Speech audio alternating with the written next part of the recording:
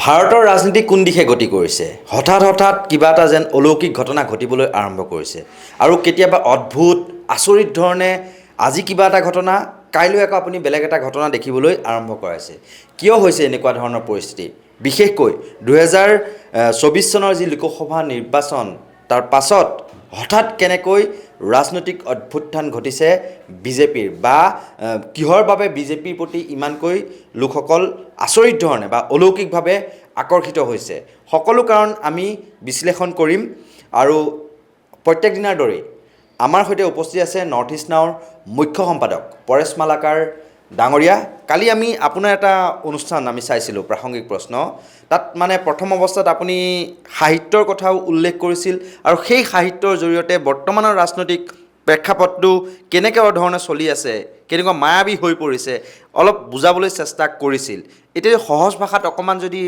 দৰ্শক ৰাইজৰ প্ৰতি যদি বুজাই দিয়ে আপুনি কি ক'ব নহয় কালি মই যেটো কৈছিলোঁ যে এতিয়া ৰাজনীতি আলোচনা কৰিবলৈ এতিয়া যেন আমি সাহিত্য তত্ত্বৰহে সহায় ল'ব লাগিব সেইটো মই অলপ অতিৰঞ্জিত কৰি কৈছিলোঁ কথাটো অলপমান কিন্তু কথাটো একেবাৰে মিছাও নহয় যি ধৰণৰ অদ্ভুত ঘটনা কাৰণ ৰাজনীতিত আমি সমাজত স্বাভাৱিক অৱস্থাত আমি কি দেখা পাওঁ স্বাভাৱিক মানে যিবোৰ আমাৰ বাস্তৱ অৱস্থাত ঘটনাবিলাক স্বাভাৱিকভাৱে ঘটে সেইটো আমি দেখা পাওঁ তা সাহিত্যত কল্পনা কৰে মানুহে বহু ধৰণৰ কথা হয় গতিকে সাহিত্য কাহিনী আৰু বাস্তৱ তাৰ মাজত এটা পাৰ্থক্য থাকে ন কিন্তু এতিয়া ভাৰতৰ ৰাজনীতি তেনেকুৱা ধৰণৰ ঘটনা মই মূল তাৰ উদাহৰণটো দিব গৈছিলোঁ এইটো কথাৰ পৰা যে ভাৰতৰ ৰাজনীতিত এনেকুৱা কিছুমান ঘটনা ঘটিছে যিবোৰ ঘটনাৰ লগত মানে কাহিনীৰে যেন তুলনা সাহিত্যৰ লগতহে যেন তাক তুলনা কৰিব পাৰি উদাহৰণটো কি মই কৈছোঁ যে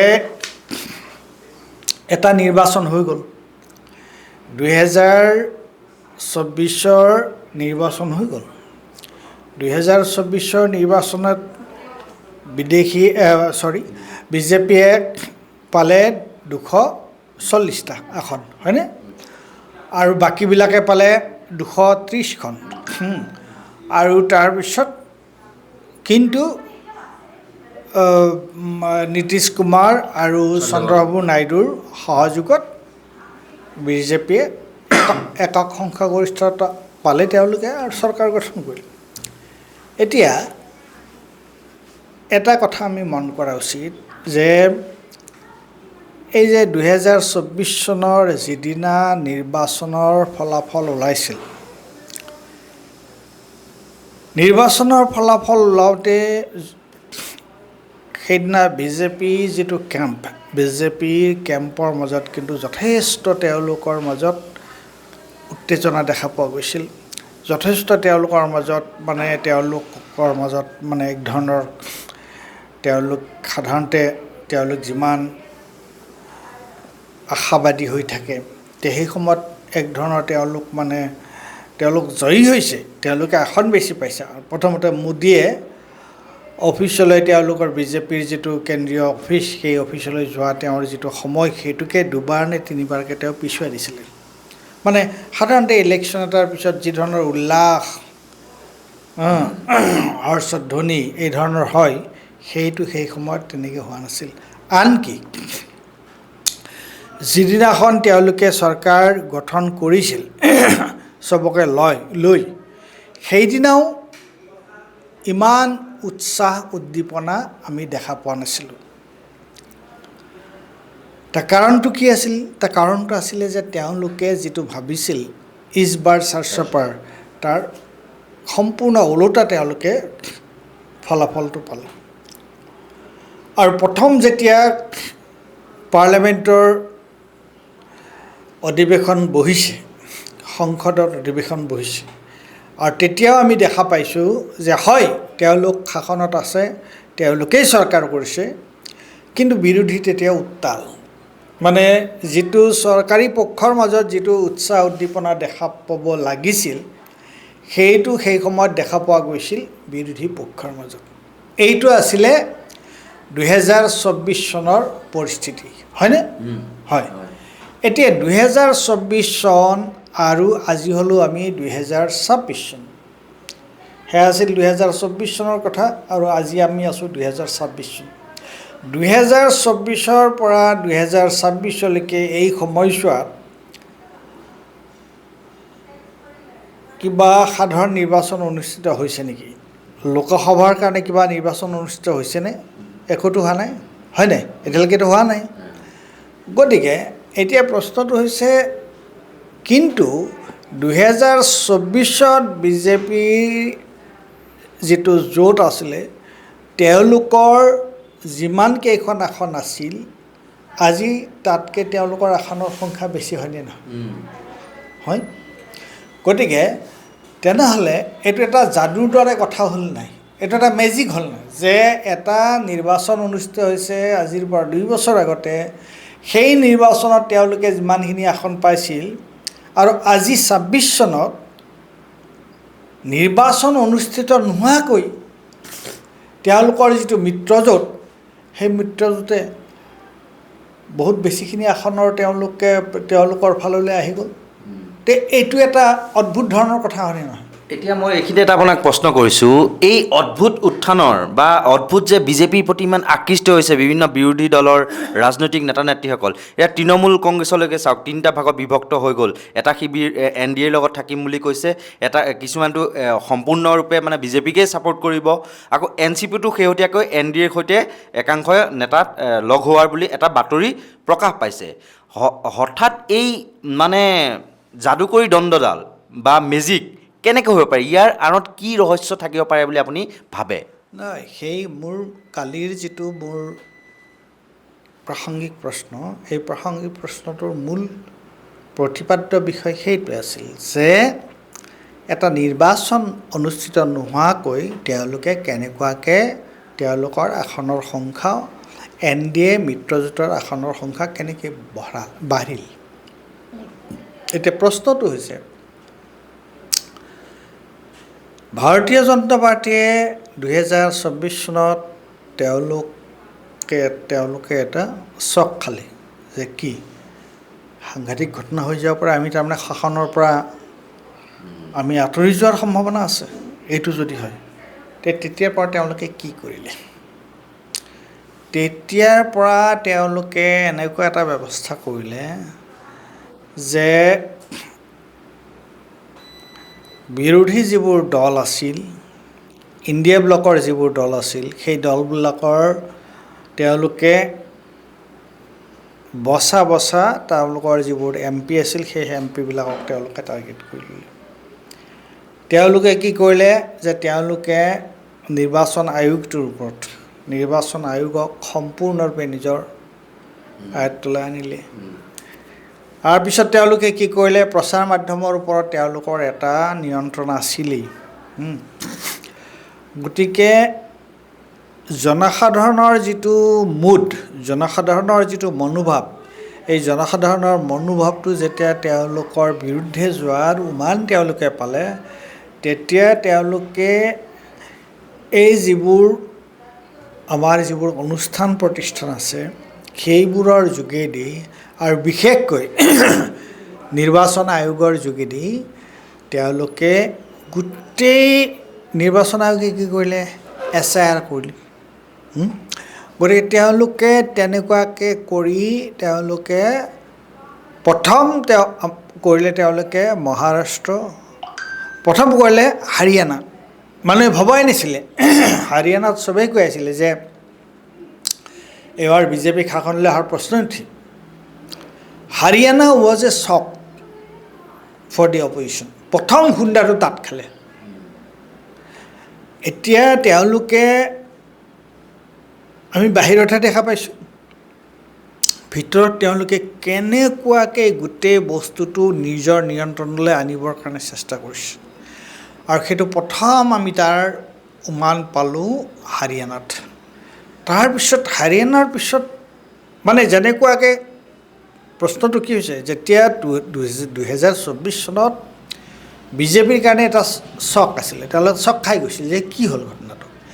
তাৰ পিছৰ কিন্তু ঘটনাবিলাক সম্পূৰ্ণ বিজেপিৰ অনুকূলে গৈ আছে আৰু ইণ্ডিয়া ব্লকৰ প্ৰতিকূলে গৈ আছে।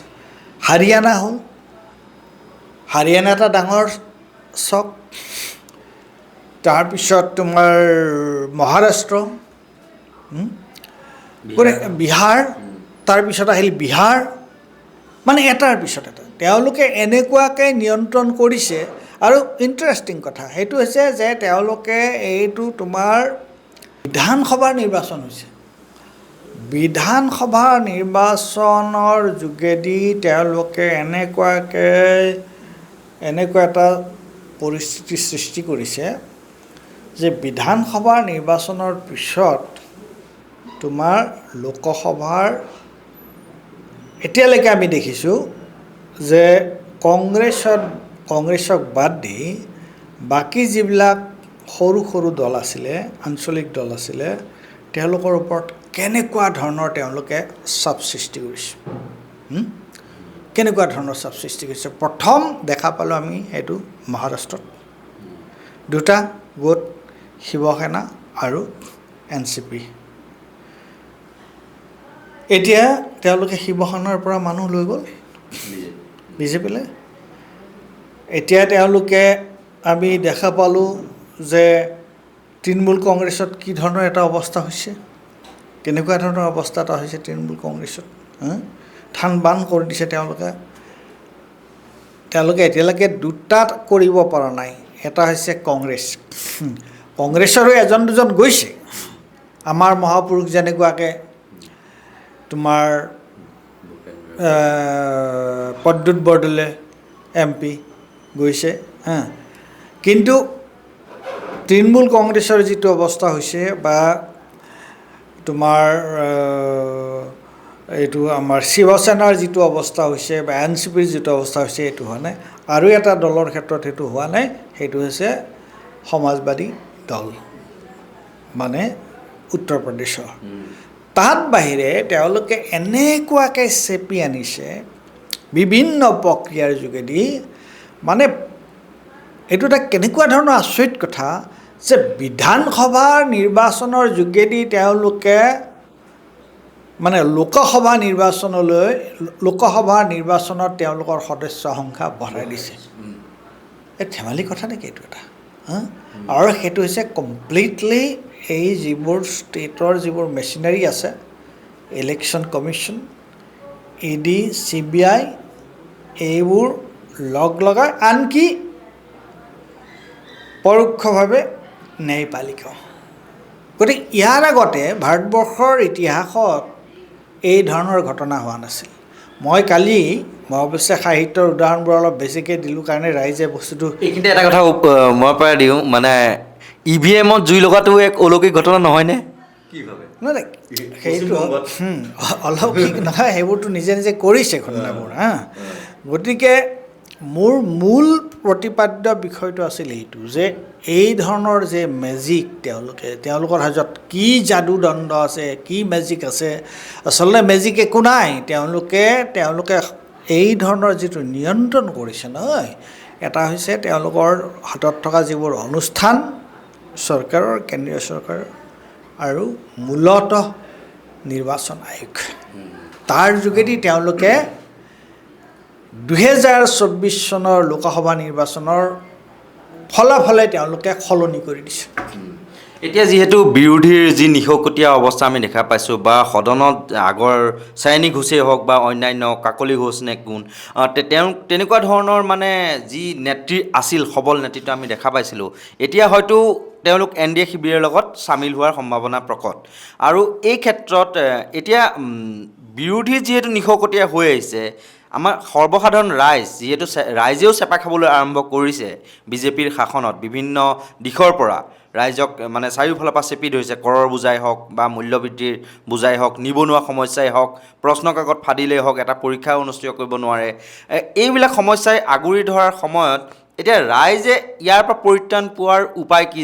যিহেতু গণতন্ত্ৰত বিৰোধী বুলি ক'বলৈ এতিয়া একেবাৰে নিশকতীয়া হৈ পৰা আমি দেখিবলৈ পাইছোঁ, সকলোকে চেপি আনিছে বিজেপিয়ে।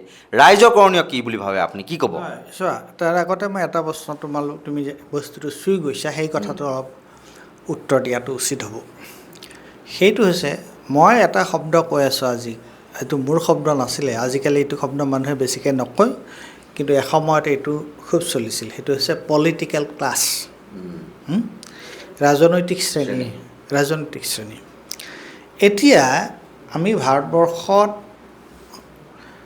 2024 পৰা 2026লৈকে তুমি এইটো কথা নাভাবিবা যে ভাৰতবৰ্ষৰ জনসাধাৰণে বিজেপিৰ প্ৰতি আগ্ৰহী হৈছে। নাই হোৱা। ভাৰতবৰ্ষৰ জনসাধাৰণ বিজেপিৰ প্ৰতি আগ্ৰহী হোৱা নাই। ভাৰতবৰ্ষৰ জনসাধাৰণৰ ক্ষোভ বিজেপিৰ বিৰুদ্ধে ক্ৰমাগতভাৱে বৃদ্ধি পাইছে। সেইটো তোমাৰ বিভিন্ন ঘটনাই সেইটো প্ৰমাণ কৰিছে। মানুহৰ ক্ষোভ অসমতে আমি এইটো দেখা পাইছোঁ। ইলেকশ্যনৰ ৰিজাল্টটো কথাটো অলপ বেলেগ ধৰণৰ কথা। ইলেকশ্যন কেনেকুৱাকৈ তেওঁলোকে মেনিপুলেট কৰে EVM-ৰ যোগেদি বা অন্য ধৰণে, সেই কথাটো এটা বেলেগ ধৰণৰ কথা। কিন্তু আমাৰ ডাঙৰ সমস্যাটো হৈছে কি, এই পলিটিকেল ক্লাছটো। সাধাৰণ মানুহ, তুমি মই, আমি নিৰ্বাচনত নাই বুলি নাযাওঁ, সাধাৰণ মানুহ এজন নিৰ্বাচনত নানামে। এই পলিটিকেল ক্লাছটোৰ যিটো চৰিত্ৰ, এই পলিটিকেল ক্লাছটো আচলতে কিহৰ কাৰণে বেছিভাগ, মই কালিও এই কথাটো উল্লেখ কৰিছোঁ যে পলিটিকেল ক্লাছটো বিভিন্ন পাৰ্টিৰে হওক, MLA বা MP, তেওঁলোকে MLA বা MP কিয় হ'বলৈ যায়? এজন মানুহ MLA MP কিয় হয়? কয়, দেখাত তেওঁলোকে কয় যে তেওঁলোকে জনসাধাৰণৰ সেৱা কৰিবৰ কাৰণে MLA MP হয়, কিন্তু কাৰ্যত সেইটো কৰেনে? মানে অতি মুষ্টিমেয় অংশৰ বাহিৰে এই যিটো ৰাজনৈতিক যিটো শ্ৰেণী, এই ৰাজনৈতিক শ্ৰেণীটোৰ উদ্দেশ্য হৈছে যে তেওঁলোকে এগৰাকী MLA বা এগৰাকী MP হৈ তেওঁ দুটা বস্তু তেওঁ বিচাৰে। কি বিচাৰে? এটা হৈছে ক্ষমতা আৰু এটা হৈছে ক্ষমতাৰ যোগেদি সম্পদ। ক্ষমতা আৰু সম্পদ। আজি তুমি মধ্যপ্ৰদেশত কি হৈছে এতিয়া, কিহক লৈ কি দুৰ্নীতিৰ প্ৰশ্নটো উত্থাপন হৈছে? মুখ্যমন্ত্ৰীয়ে কিমান একৰ মাটি কিনিলে? মাটি। আমি কিয় পিছ পৰি আছোঁ নেকি? অসম পিছ পৰি থকা বুলি ভাবিছা নেকি তুমি? অসমৰ মুখ্যমন্ত্ৰী পিছ পৰি আছে? অসমৰ মুখ্যমন্ত্ৰী পিছ পৰি থকা নাই নহয়। হিমন্ত বিশ্ব শৰ্মা পিছ পৰি থকা নাই। হিমন্ত বিশ্ব শৰ্মাৰ তুমি টকা সম্পত্তি চোৱা, সম্পদ চোৱা। হিমন্ত বিশ্বৰ কথাটো বাদ দিয়া তুমি, বাকী তেওঁৰ লগত থকা যিবোৰ অন্য মন্ত্ৰী আছে তেওঁলোকৰ সা সম্পত্তি তালিকা চোৱা। কিহৰ কাৰণে হৈছে এইটো? এতিয়া এই যিটো চৰিত্ৰ, এই যিটো স্বভাৱ, এই যিটো চৰিত্ৰ আমাৰ বিধায়ক এজন, সাংসদ এজন, মন্ত্ৰী এজনৰ এই যিটো স্বভাৱ চৰিত্ৰ, সেইটো হৈছে যিটো পলিটিকেল ক্লাছ, মই যিটো ৰাজনৈতিক শ্ৰেণী বুলি কৈছোঁ, এইটোৰ সৰহ সংখ্যকৰে চৰিত্ৰ হৈছে এইটো। এতিয়া সৰহ সংখ্যকৰ এই যিটো চৰিত্ৰ হৈ গ'ল, এই চৰিত্ৰটোৰ কাৰণে এইটো আটাইতকৈ সুবিধা দিছে কাক? ভাৰতীয় জনতা পাৰ্টি। গম পাইছে এতিয়া চৰকাৰত যদি নাথাকিলে তেওঁলোকে এইবিলাক কৰিব নোৱাৰে। আৰু চৰকাৰলৈ যদি যায় ভাৰতীয় জনতা পাৰ্টি, তেওঁ দুটা কথা। এটা হৈছে এই ৰাজনৈতিক শ্ৰেণীটোৱে, তেওঁলোকৰো টকা পইচা আছে, তেওঁলোকৰ সা সম্পদ আছে। চৰকাৰলৈ যদি যায় কি হ'ব? তেওঁলোকৰ ক্ষমতা বাঢ়িব আৰু তেওঁলোকৰ সা সম্পদো তেওঁলোকৰ বৃদ্ধি হ'ব। চৰকাৰত নাথাকিলে কি হ'ব? তেওঁলোকক ED লগাই দিব পাৰে, CBI লগাই দিব পাৰে, জেলত যোৱাৰ সম্ভাৱনা থাকিব। এতিয়া দুইটাৰ কোনটো বাছি ল'ব? স্পষ্ট কথা হয়নে নহয়? এইটো অতি স্পষ্ট। গতিকে পলিটিকেল ক্লাছটো, এই যিটো ৰাজনৈতিক শ্ৰেণী, সেইটো আমি স্পষ্টভাৱে আমাৰ চকুৰ আগত দেখা পাইছোঁ যে প্ৰথম কথা তেওঁলোকৰ নীতি আদৰ্শ বোলা বস্তু তেওঁলোকৰ নাই। তেওঁলোকৰ নীতি আদৰ্শৰ কথা নাই। আমাৰ ইয়াত যিবোৰ গৈছে তোমাৰ কংগ্ৰেছৰ পৰা বিজেপিলৈ যিবোৰ গৈছে তেওঁলোকৰ নীতি আদৰ্শ কি আছে? একো নাই নীতি আদৰ্শ। গতিকে তেওঁলোকে বিজেপিৰ তালৈ গৈছে এতিয়া যে নিৰ্বাচন নপতাকৈ 2024 পৰা 2026 NDAৰ সাংসদৰ সদস্য বাঢ়ি গ'ল। তাৰ কাৰণটো হৈছে এইটো যে তেওঁলোকে দেখিছে যে ইয়াত থাকিলে না আমি টকা পইচা পাম, না আমাৰ হাতত কিবা কৰ্তৃত্ব থাকিব, ক্ষমতা থাকিব। ওলোটাই আমি ইতিমধ্যে ৰাজনীতি কৰি যিখিনি সা সম্পদ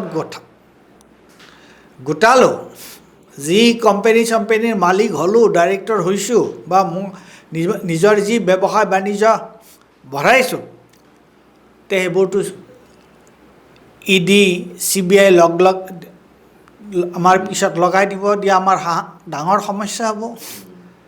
গতিকে এইটো কৰাতকৈ আমি নিৰাপদে ভাৰতীয় জনতা পাৰ্টীৰ লগ লাগিলেই হ'ল, কোনো সমস্যা নাই। তুমি এইটো মানুহক দোষ দিব নোৱাৰা, সাধাৰণ মানুহৰ দোষ নাই ইয়াত। সাধাৰণ মানুহৰ এবছলিউটলি সাধাৰণ মানুহক আমি দোষ দিব নোৱাৰোঁ। এই দোষটো হৈছে ৰাজনৈতিক ক্লাছটো, ৰাজনৈতিক যিটো শ্ৰেণী। এতিয়া সেইটো হৈছে তাৰ পিছত তুমি যিটো কথা কৈছিলা যে এতিয়া আমি কি হ'ব, ৰাইজৰ কৰণীয় কি, এইটো এটা জটিল প্ৰশ্ন, এইটো এটা অত্যন্ত জটিল প্ৰশ্ন। এতিয়া যোগেন্দ্ৰ যাদৱে অলপতে এটা সাক্ষাৎকাৰ দিছে।